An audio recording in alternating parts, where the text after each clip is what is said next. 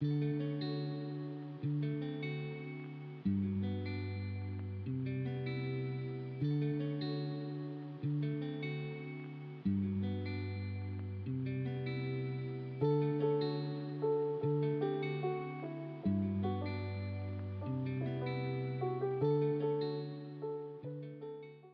and welcome back to my channel Etheria.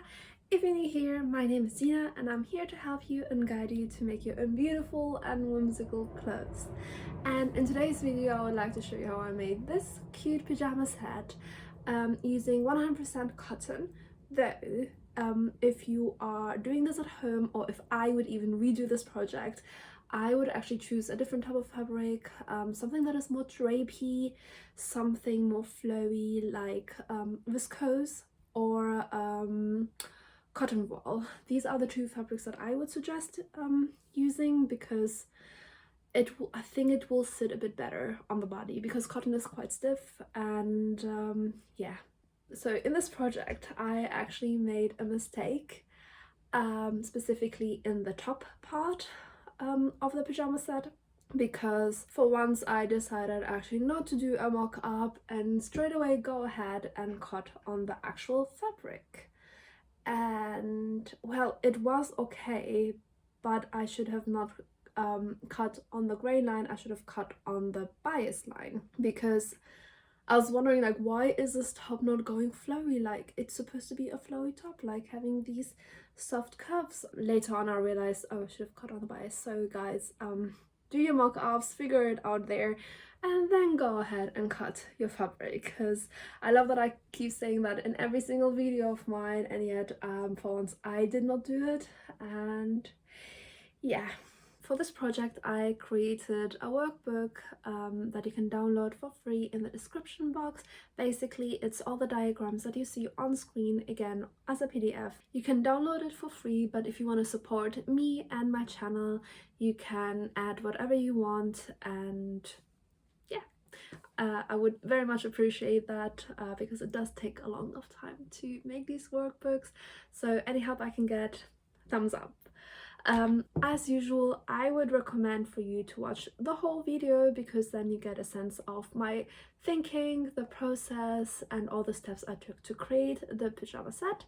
And yeah, so without further ado, let's go into the project, with the first thing being measuring yourself. With that being said, happy sewing and good luck. First, I took my waist measurement. Just make sure the tape is straight and not sitting wonky.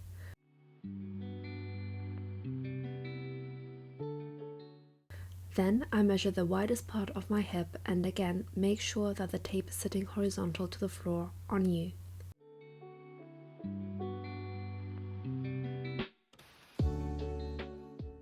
Then I took my waist to hip measurement. To take my crotch length, I sat down and measured from my waist to the bottom.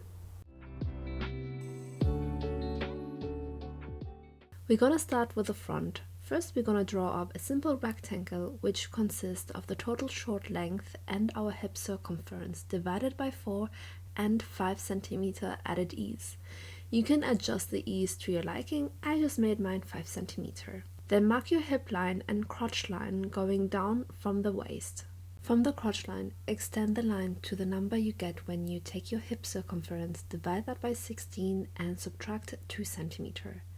Then extend the bottom line to the new line and square it off. Connect the crotch line to the hip line and curve it. Find the middle of the hip line and draw a vertical line through the shorts. Then take your waist circumference measurement and divide it by 4 and add your 5 cm ease. Take that measurement and halve it again so you can place it in the middle of the hip line. You should have a gap on the left and right, because our waist is narrower than our hip. From the hip line, connect the lines to the waist. From the waist, go down by 1 cm. Connect the lines and curve it into a smooth curve. And here we have our front short pattern. Let's move on to the back. For the back, repeat all the steps as we did for the front before we extended the crotch line. To extend the crotch line for the back, divide your hip circumference again by 16, but this time add the 2 cm as an ease.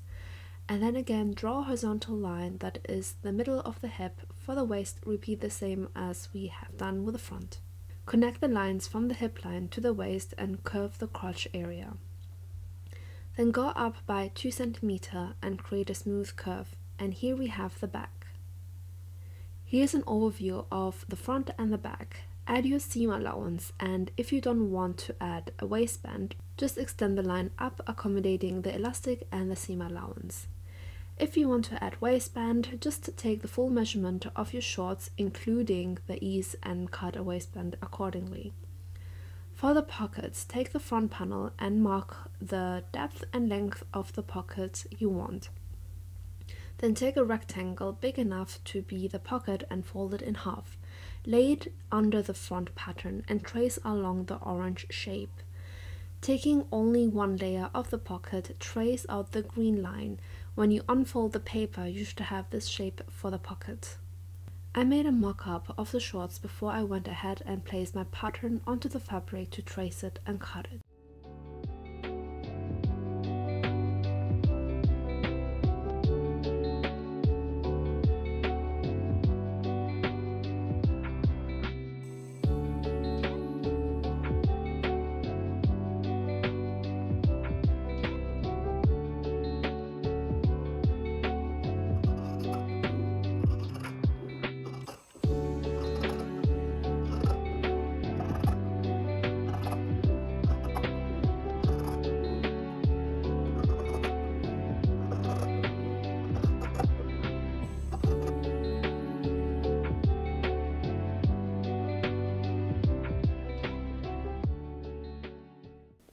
For this project, I decided to use the French seam method.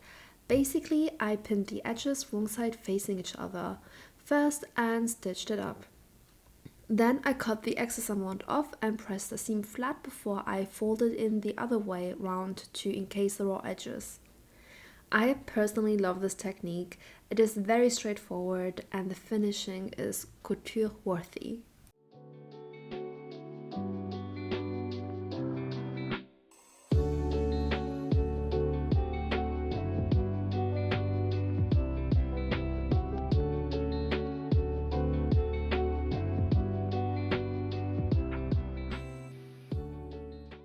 I left the side seam of the shorts open because I still had to add the pockets, but as you can see, I already worked on the other side because since I'm using a French seam, it got slightly complicated with the pockets and I had to figure out a way to assemble it together neatly. As you can see, I figured it out, and let me show you how I made it on the other side.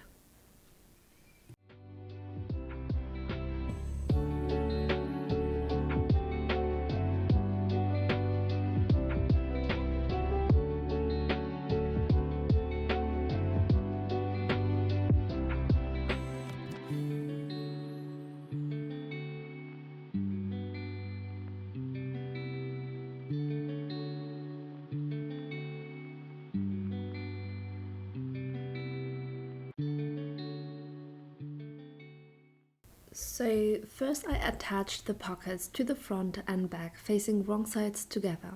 I left some space at the bottom of the pocket to stitch them up together, as well as the French seam fold.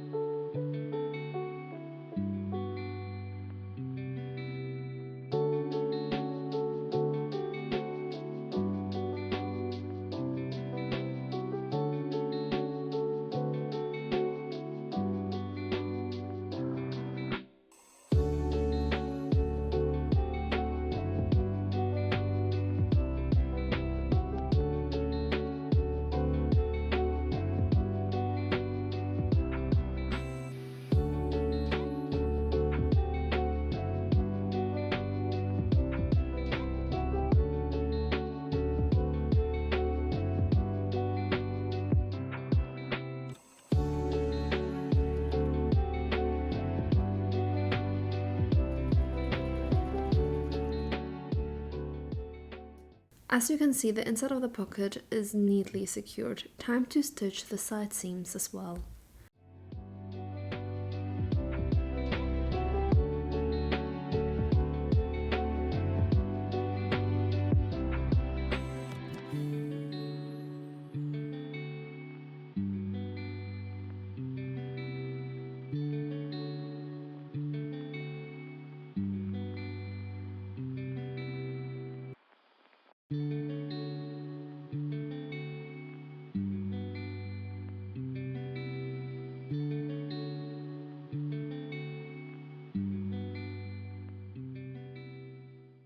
Once all the seams are stitched, I cut into the fabric to release some of the tension that will be built in.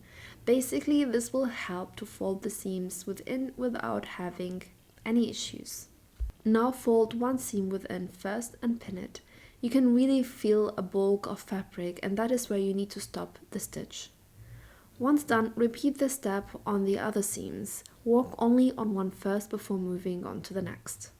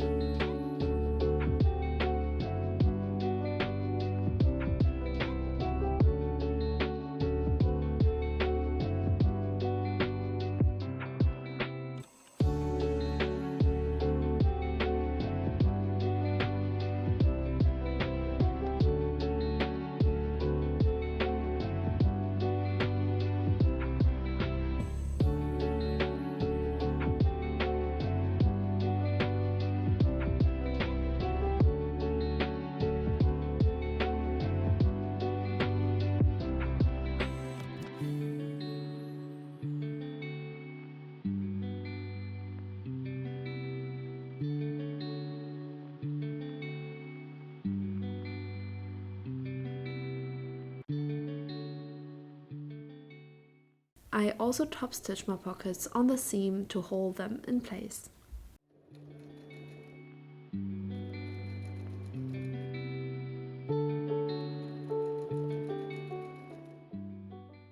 Time to work on the waistband. I first attached the waistband to the shorts. Then I took my elastic that I wrapped first around my waist to get the right width and zigzagged it in place. Then I folded the waistband around it and stitched it.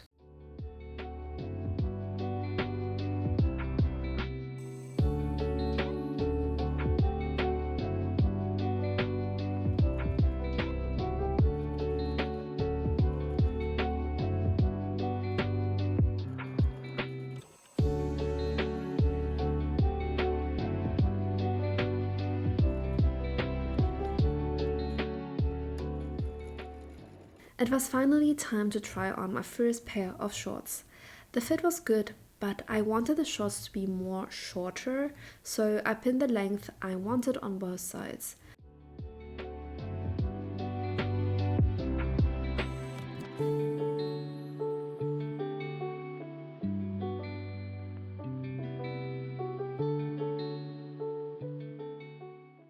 Before cutting it, I first marked my seam allowance and then I cut the fabric.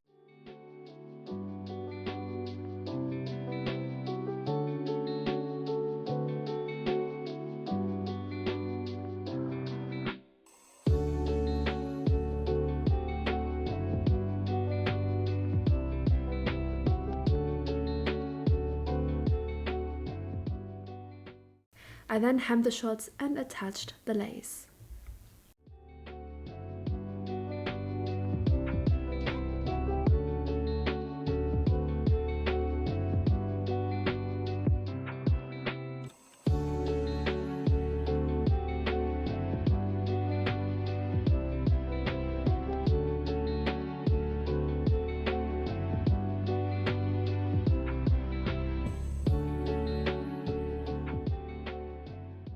Let's move on to the top of the set.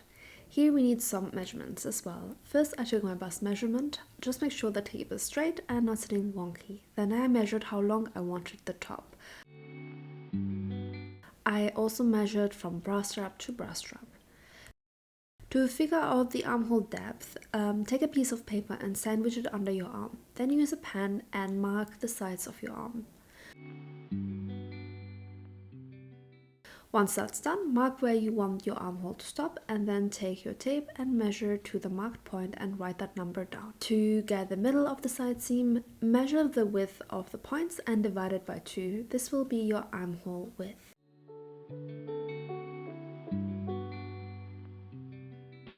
To draw the front, I first drew up a box that consists out of my bust circumference divided by 4 and I added 1 centimeter ease and the desired length. Then create another box where you mark your underarm measurement, the half one, and the length of the armhole. On the other side of the box, go down by 1 centimeter. This is just to create a more flattering neckline. Now shape the front armhole by using the box as your guide. Draw a deep curve, since the front of the armhole is usually more scooped than the back. Also curve the neckline into a nice shape. To get more volume at the bottom of the top, I extended the bottom line by 10 cm and connected the lines to the underarm. Go up by 5 cm and connect the curve with the bottom. Reason for this is if you leave it as it was before, the edges will hang awkwardly on the sides and it will not be even. You can always check later on the mock-up how much you need to actually take in to even out the length. To make the second shorter layer, copy the existing front and shorten the length as much as you want again and extend the line to create more volume. Moving on to the back. The back is quite simple. Copy the front and cut a straight line from the underarm. Do the same for the short layer. And here we have our back. Here's an overview of how it would look like when the pattern pieces overlap. Don't forget to add your seam allowance where you need them. I personally didn't add any seam allowance on the armhole nor at the neck because I wrapped everything in bias tape. As mentioned at the beginning of the video, I made a mistake with the top. Basically, I cut the first one on the grain line and when I wore it, it didn't have the flare I really wanted. I later realized that I should have cut the pattern on the bias. As you can see on the right, the top is more flowy and it sits better on me. Okay, so let me explain what I'm doing here. So I have the front and I have the back, and this time I'm cutting it on a bias because on the grain line, as you could see, it was not sitting nicely on my body and it did not have that nice swing that I wanted. So I'm cutting it now on a bias. And what I've done also, I extended the line because I wanted it a bit longer.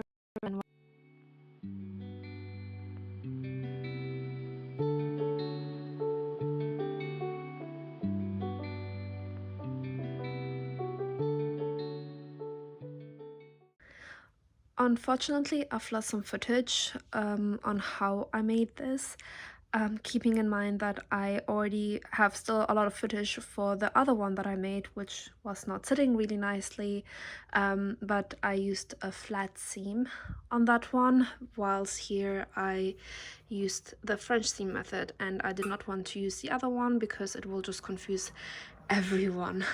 Basically how I've done it here, first obviously I stitched the front and back together of both layers first separately, and then I pinned the armholes of the short and long layer together. All of this was pinned. Then I put a gathering stitch at the front, gathered it, and then put bias tape on it. Once that was done, I then put bias tape around the whole armhole area and the back, leaving a long strip, starting actually from the front, leaving a long strip, and then starting from here. So hope it makes sense. I will leave some footage from the previous one, hoping that it explains more. And for the back, since in the first version I had it actually closed, this one I just cut into the middle and then hemmed it first and then attached the lacing. So that is very, very straightforward. Yeah, that's for the back. I think I could have done it obviously nicer specifically here, but I had this idea really last minute. If you want to make it neater, then cut the pattern straight away. Leave like about 1 centimeter on each side a gap, so 2 centimeter, and then you would have at least a gap here and here, and the lace will sit much nicer than me having this bit of a gaping here. But I don't mind it, I still love it. So as mentioned before, I first gathered the neckline, making sure that it fits the measurement of the bra strap to bra strap, and then added the bias tape around the neckline.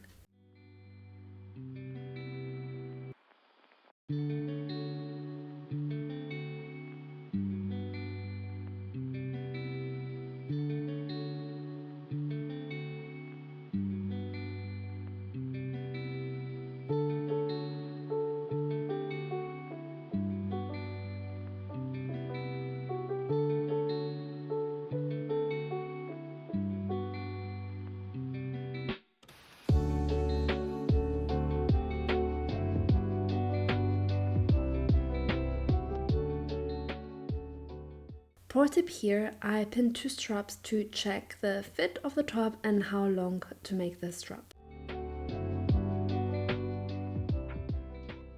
Once that was done, I then added the bias tape all around the raw edges starting from one side of the front. I left a long enough strip of the bias tape to make the strap.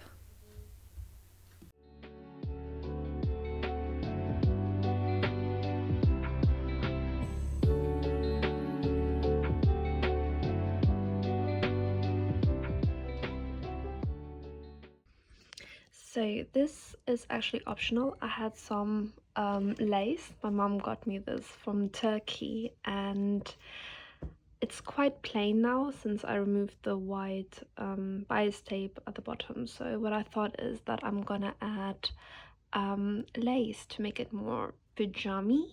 So I'm gonna attach it and then I shall be done.